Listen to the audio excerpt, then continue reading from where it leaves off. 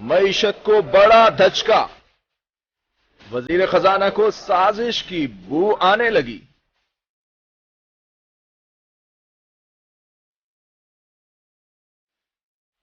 نااہلیت کی لٹکتی تلوار، عمران خان بچ پائیں گے یا ہو جائیں گے شکار؟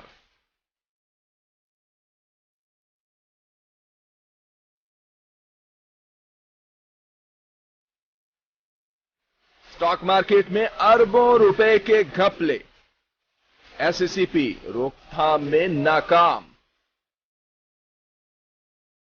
پروگرام خبر کے پیچھے میں ہوں فواد چودھری اور مصطفیٰ نواز اور ڈاکٹر مصدق ملک صاحب اسلام آباد سے ہمارے ساتھ ہیں۔ جیسے کہ آپ کو معلوم ہے کہ تینوں پارٹیاں اس پروگرام میں اپنے نظریات کے ساتھ موجود ہوتی ہیں۔ انتہائی بائسڈ شو ہے اس حوالے سے اگر دیکھا جائے، تمام پارٹیز کا اپنا اپنا نقطہ نظر ہوتا ہے اور آپ کو بھی پتہ ہوتا ہے کہ پارٹی کا نقطہ نظر پارٹی کے ترجمان دیں گے۔ بہرحال آج ہماری جو پہلی سٹوری ہے وہ معیشت کے بارے میں ہے، جہاں پر پاکستانی روپے کو کل بڑا جھٹکا لگا۔ آج 3 روپیہ اچانک قدر جو ہے وہ بڑھ گئی جب اسحاق ڈار صاحب نے انٹرفیئر کیا اور پاکستانی روپے کی قدر جو ہے اس کو 3 روپے انہوں نے مستحکم کیا۔ کل جو ہے وہ 4 روپے گری تھی، 4% ان اے ڈے، کافی بڑا جھٹکا تھا پاکستان کی کرنسی کے لیے۔ کیوں ہوا، کیا ہوا، کیسے ہوا، یہ ہمارا پہلا سیگمنٹ ہوگا اور کیا رشتہ ہے اس کا سیاست سے اور کیسے یہ معاملات چلتے ہیں۔ لیکن سب سے پہلے ہم دیکھ لیں اسحاق ڈار صاحب نے جو پریس کانفرنس کی اس سارے معاملے کے اوپر، انہوں نے کیا کہا۔ اسحاق ڈار صاحب کی بات سن لیجیے۔ حالات اس کی وجہ سے اسپیکولیشن ہوئی ہے، پولیٹیکل اسپیکولیشن نہیں، پولیٹیکل حالات کی وجہ سے۔ انیشل ریئیکشن بھی یہی تھا، جب جتنی جلدی ہو سکا پرماننٹ گورنر کے آنے پہ اس انکوائری کو آرڈر کیا جائے گا اور بالکل ٹرانسپیرنٹ طریقے کے ساتھ انکوائری کی جائے گی، فیکٹس اکٹھے کیے جائیں گے۔ اسحاق ڈار صاحب تو کہہ رہے ہیں کہ پولیٹیکل سچویشن کی وجہ سے ہوا، لیکن جو کہانی ہے وہ یہ بھی کہا جا رہا ہے کہ اسحاق ڈار صاحب کی مس کمیونیکیشن رہی اسٹیٹ بینک کے گورنر کے ساتھ۔ یہاں پہ جو قائم مقام گورنر ہے ریاض الدین صاحب، ان کی کافی لوگ تعریف کرتے ہیں کہ وہ کافی پروفیشنل آدمی ہیں، انہوں نے وہ بار اٹھا لیا پاسی سے جو کہ ایک ان آفیشل بار اسحاق ڈار صاحب نے اور ان کی ٹیم نے لگایا ہوا ہے، جس کے نتیجے میں پاکستانی روپے کی قدر جو ہے وہ کھو گئی۔ اس سے پہلے کہ میں مصطفیٰ نواز کھوکر اور ڈاکٹر صاحب کو، ڈاکٹر مصدق ملک صاحب کو اپنی گفتگو میں شریک کروں، اسد عمر صاحب ہمارے ساتھ ہیں جو ظاہر ہے کہ پی ٹی آئی کی طرف سے ایک شیڈو فائنانس منسٹر بھی ہیں، ان سے ذرا سمجھتے ہیں کہ ان کا کیا موقف ہے اس کے اوپر۔ اسد صاحب، کل اچانک روپے کی قدر جو ہے وہ گر گئی، جس کے اوپر اسحاق ڈار صاحب کو پریس کانفرنس کرنا پڑی، اب آج بڑھ گئی، لیکن یہ کیا کوئی سازش ہے، کوئی تھیوری ہے، اس کے پیچھے معاملہ کیا ہے؟ نہیں جی، وہ تو بڑی عجیب و غریب اور بلکہ میں کہوں گا مزہ کا خیز اسٹیٹمنٹ تھا ڈار صاحب کا، کیونکہ اسٹیٹ بینک کی طرف سے ایک باقاعدہ سرکولر ایشو ہوا اور اس سرکولر میں اسٹیٹ بینک نے اون کیا اس ایکشن کو کہ یہ ان کی مرضی سے ہوا ہے اور وہ اس کو پوری طریقے سے اون کرتے ہیں۔ تو ڈار صاحب جو ہے وہ پتہ نہیں کن خفیہ ہاتھوں اور کن سازشوں کی بات کر رہے تھے۔ شاید آج کل ان کی جو ساری نظریں ہیں وہ لگی ہوئی ہیں کہ ان کے جو سمدھی ہیں ان کی جائیداد کو اور ان کی سیاست کو کیسے بچانا ہے، شاید اس لیے وہ فالو نہیں کر سکے کہ ایکچولی اقدامات کیا کرنے ہوں گے حکومت کو روپے کی قدر مستحکم کرنے کے لیے، اور کیا آگے کا کیا ہے آپ کا معاملہ؟ دیکھیں یہ جو ہے نا کو آپ ذرا اس طریقے سے سمجھیں کہ اگر انسان کو کوئی چیز سے بخار چڑھ جاتا ہے نا تو اس کو بخار کی دوائی تو دے دیتے ہیں بخار اتارنے کے لیے، لیکن اصل جو ہے روٹ کاز ڈاکٹر ڈھونڈنے کی کوشش کرتا ہے کہ کیوں ہوا، کیوں بخار چڑھا، کیوں، اور وہ روٹ کاز ایلیمنیٹ کرنے کی کوشش کی جاتی ہے۔ تو ادھر جو ہے وہ دوائیاں دینے سے، یعنی زبردستی آرٹیفیشلی ایکسچینج ریٹ کو دبانے سے مسئلہ حل نہیں ہوگا۔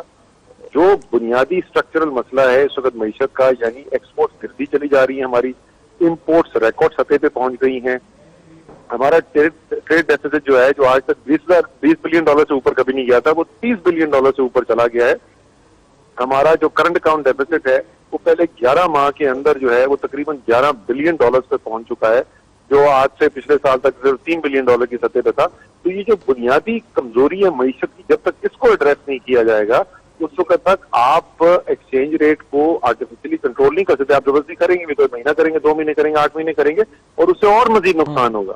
تو ڈار صاحب کو جو ضرورت ہے، جو انہوں نے بالکل ایکسپورٹ کو لٹا دیا ہے، مطلب ایسے حالات ہیں پاکستان کی تاریخ میں کبھی نہیں ہوا، 5 سال 4 سال پہلے جتنی ہوتی ہیں اس سے آج ہماری کم ہو رہی ہیں، اس کو ایڈریس کرنا ہے۔ جو اس کے اوپر ٹیکسوں کا بوجھ ڈال دیا گیا ہے اس ٹیکسوں کے بوجھ کو ختم کرنا ہے. جو ان کے لیے یوٹیلیٹیز مہنگی کر دی گئی ہیں, گیس بجلی مہنگی کی گئی ہے, اس کو واپس رول بیک کرنا ہے. اور ان کے جو سارے ریفنڈز ہیں جو روکے ہوئے ہیں یعنی ان کو لیکوئڈٹی سے صاف کر دیا ہے.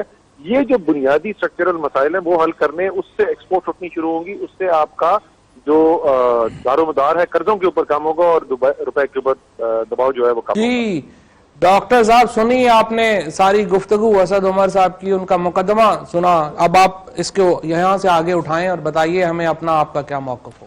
دیکھیں میں نے کل بھی یہ موقف آپ کے سامنے پیش کیا تھا, کیونکہ صرف ڈالر کی جو قیمت ہے وہ نہیں اوپر نیچے جا رہی. اگر آپ دیکھیں ہماری مارکیٹ کی سچویشن, سٹاک مارکیٹ کی سچویشن, تو وہ بھی بہت زیادہ فلکچویٹ کر رہی ہے اور گر رہی ہے. اور پوری دنیا کی تاریخ کے اندر جب بھی کسی جگہ پہ سیاسی عدم استحکام آتا ہے تو وہ اس کے اندر سب سے پہلے یہ ہوتا ہے کہ مارکیٹ ایریٹیکلی موو کرنا شروع کر دیتی ہے. یعنی 4% اوپر چلا گیا کل قدر, آج 3% دوبارہ سے گر گیا اور 1% کا فرق یا 80.800 بیسس پوائنٹ کا فرق رہ گیا. یہ اس بات کی علامت ہے کہ عدم استحکام جو ہے وہ پاکستان کی اکانومی کو متاثر کر رہا ہے.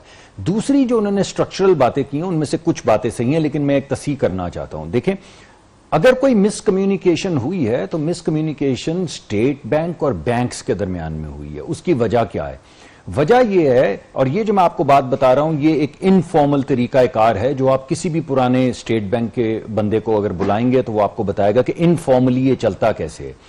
چلتا یہ ایسے ہے کہ روز کے روز اسٹیٹ بینک جو ہے وہ تمام جو بڑے بڑے پیسہ خریدنے, ڈالر خریدنے بیچنے والی کمپنیاں ہوتی ہیں اور جو بینک ہوتے ہیں, کمرشل بینکس ہوتے ہیں, ان کے ساتھ بیٹھ کے ایک رینج طے ہوتی ہے کہ گیون ہمارے پاس اتنا ہمارا سرپلس ہے, اتنا ہمارا ڈیفیسٹ ہے, اتنے ہمیں ڈالرز آ رہے ہیں, چاہے وہ ریمیٹنسز سے آ رہے ہوں, چاہے وہ ایکسپورٹ سے آ رہے ہوں, چاہے وہ ہماری فوج کی جو سروسز ہیں اور دیگر سروسز جو ہیں ان کے اگینسٹ آ رہے ہوں, اور اتنے ہمارے روپے جو ہے اس کا انخلا ہونا ہے, یعنی ہمیں ڈالرز کے اندر باہر رقم بھیجنی ہے.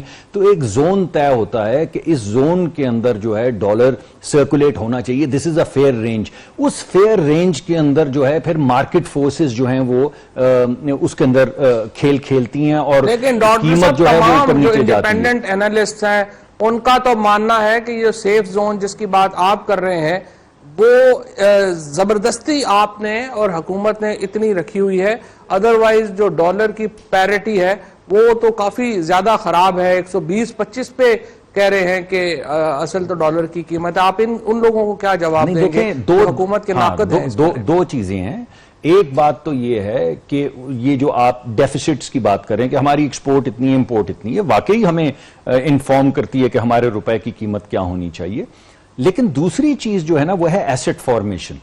اس وقت پاکستان ایسٹ فارمیشن سٹیج میں سے گزر رہا ہے. میں آپ کو دو اس کے بتاؤں گا ایگزامپلز دیتا ہوں. مثلا میں آپ کو اچھا نہیں لگے گا لیکن یہ موٹر وے جو بنی تھی اس کی بات بتاتا ہوں. یہ موٹر وے بنی تھی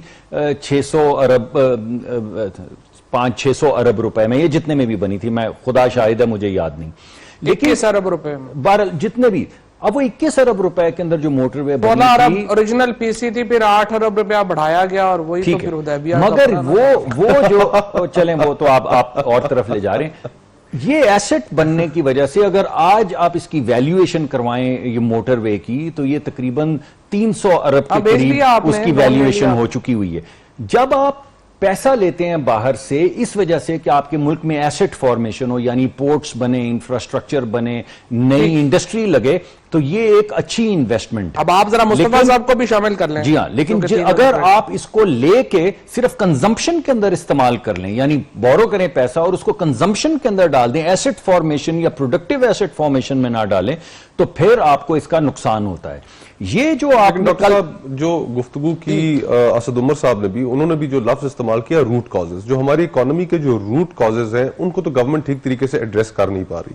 دیکھیے ٹیکسٹائل کا سیکٹر جو ہے, جو پاکستان کا سب سے بڑا امپلائر ہے, وہ اس وقت بحران کا شکار ہے. لاکھوں لوگ بے روزگار ہو چکے ہیں اور 250 ارب روپے ایف بی آر نے ریفنڈز میں دینے ہیں ایکسپورٹرز کو, جو ایف بی آر کے پاس اس وقت پیسے موجود نہیں ہیں. اور ٹیکسٹائل والے پچھلے دنوں ہڑتال میں بھی اسی وجہ سے چلے گئے. پھر آپ کی ایکسپورٹس جنرلی جو ڈکلائن کر رہی ہیں, 2013 میں 25 ارب پہ تھیں, اب 18 ارب پہ آ گئیں, اور اس کے پیچھے 5 آپ کے بڑے ایکسپورٹ سیکٹرز کھڑے ہیں. اور وہ جب ایکسپورٹس آپ کی گر رہی ہیں تو اس کا مطلب ہے کہ وہ 5 ایکسپورٹ سیکٹرز جو ہیں وہ بھی مار کھا رہے ہیں. اور پھر اس کے بعد آپ کسانوں کی طرف آ جائیے. کسان جو ہیں ان کے ساتھ جو ہوا, جو بجٹ کے اوپر ان کے تحفظات تھے, جو انہوں نے جو اسلام آباد میں ان کے ساتھ گولیاں برسائی گئیں, جو ان پہ آنسو گیس برسائی گئی, کہ وہ بھی یہی سمجھتے ہیں, وہ طبقہ بھی یہ سمجھتا ہے کہ ان کے جائز مطالبات بھی حکومت پورے نہیں کر پا رہی. ایک طرف تو حکومت نے 2 ٹریلین روپیز اٹھا کر پی ایس ڈی پی میں ڈال دیے, اور دوسری طرف مصطفیٰ آپ یہ کہہ رہے ہیں کہ معیشت کمزور ہے, اس کی وجہ سے کرنسی کمزور ہے, ورنہ کرنسی اٹسیلف اس کو آپ ادھر نہیں لے کے جا سکتے. اور دوسری جو ایک چیز جو ہے وہ یہی بات کر رہے ہیں. اور دوسری جو چیز جس کی طرف میں ڈاکٹر صاحب سے تھوڑی وضاحت چاہوں گا, کہ ابھی سننے میں یہ آ رہا ہے کہ جو اسٹیٹ بینک کے گورنر ہیں وہ گورنمنٹ اپوائنٹ کرنے جا رہی ہے, اور اس کے لیے جو نام سامنے آیا ہے, جو نام سرکولیٹ کر رہا ہے, وہ طارق باجوہ صاحب کا نام سرکولیٹ کر رہا ہے, جو سابق سیکرٹری فائنانس ہے. تو ہمیشہ سے یہ ایک پریسیڈنٹ رہا ہے, اور انٹرنیشنل بین الاقوامی جتنے فائنینشیل ادارے ہیں وہ ہمیشہ ان کی خواہش یہ ہوتی ہے کہ گورنمنٹ کا اسٹیٹ بینک کے اندر جو رول ہے وہ کم سے کم ہو. ان کو تو اسٹیٹ بینک کی جو بورڈ آف گورنرز ہے اس کے اندر گورنمنٹ کا ریپرزینٹیٹو ہونے پہ بھی اعتراض ہے کہ وہ بھی نہیں ہونا چاہیے, کہ انڈیپینڈنٹ اور ایک نیوٹرل ادارہ ہونا چاہیے ان اٹس آل سینس. تو اس میں جب آپ یہ ایک طارق باجوہ صاحب, جن کا طارق باجوہ صاحب کا کون نہیں جانتا کہ وہ کتنے قریبی ہیں میاں شہباز شریف صاحب کے بھی اور میاں نواز شریف صاحب کے بھی. اب دو یہ ایک کنسرن والی سوالات ہیں, وقت کا میں تو میں کوئکلی دیکھیں, یہ جو میں نے ایسٹ فارمیشن والی بات کی ہے, یہ میں نے اسی وجہ سے کی ہے کہ روٹ کاز میں آپ کو بتا سکوں کہ اس وقت آپ کو جو ہماری امپورٹس میں اور ایکسپورٹس کے اندر جو گیپ نظر آ رہا ہے وہ کیوں ہو رہا ہے, کیونکہ ہم پیسے لے کے ایسٹ فارمیشن کر رہے ہیں, سی پیک کے اندر بھی, روڈز کے اندر بھی, وغیرہ وغیرہ. اسی طرح دوسری جو آپ نے بات کی اس میں آپ کو یہ کہوں گا کہ پچھلی سال آپ کو یاد ہوگا ہماری ایگریکلچر کی اکانومی 0% گروتھ پہ آ گئی تھی, پھر ہم اس کو 3-4% پہ لائے ہیں ایک پیکج دے کے, اور اس سال اس کو اور بڑھائیں گے, جس کو آپ 1 ارب روپیہ کہہ رہے ہیں. وہ 1 ارب روپیہ پروڈکٹیو ایسٹس اور پروڈکٹیو ایگریکلچرل سیکٹر کے اندر جائے گا. اسی طرح جو ہماری ٹیکسٹائل کا سیکٹر ہے اس کے لیے 2 چیزیں ہیں, ایک تو ریفنڈز اس کو اب دیے جا رہے ہیں, باقاعدگی کے ساتھ دیے جا رہے ہیں, اور دوسرا یہ ہے کہ ایکسپورٹ کا جو پیکج بنایا گیا ہے دیکھ رہے ہیں, یا جس طرح اسد عمر اور مصطفیٰ کہہ رہے ہیں کمزور ہے. دیکھیں معیشت ہماری بہت بہتر ہو گئی ہے, ہم 5% سے تجاوز کر گئے ہیں, ہماری ایکسپورٹس بہتر ہونی ہے. آخری بات میں یہ کروں گا کہ آپ طارق باجوہ صاحب, میں نے نہیں سنا, میں نے کوئی کاغذ نہیں دیکھا جن میں ان کی نامینیشن ہو, لیکن ایک بہترین افسر ہیں. یعنی آپ مسکرا رہے ہیں, لیکن آپ کسی بھی جس کو آپ ٹرسٹ کرتے ہیں, مقصد یہ نا ایک ریٹائرڈ افسر ہیں, نہیں سعید احمد جیسے دیکھیں بہترین طریقہ یہ ہے اس کے لیے کہ آپ کوئی ریٹائرڈ جن لوگوں کو آپ ٹرسٹ کرتے ہیں, آپ ان سے ذرا طارق باجوہ صاحب کی ریپوٹیشن پوچھ لیں. لیکن میں نے اس کے باوجود کوئی ہی ریٹائرڈ آفیسر ہی نو مور, دیکھیں ان کا حکومت سے کوئی تعلق نہیں. معاملہ یہ ہے کہ حکومت جو ہے وہ اسٹیٹ بینک کی پالیسیز کو انفلوئنس کر سکتی ہے. نہیں, اگر کسی ایک ریٹائرڈ افسر تو نہیں کر سکتا نا. دیکھیں اگر جن کے بارے میں مشہور یہ ہو کہ وہ نہیں, وہ ایسا نہیں ہے. میں نے اسی وجہ سے آپ کو کہا کہ آپ میری بات پہ ریوائز نہ کریں.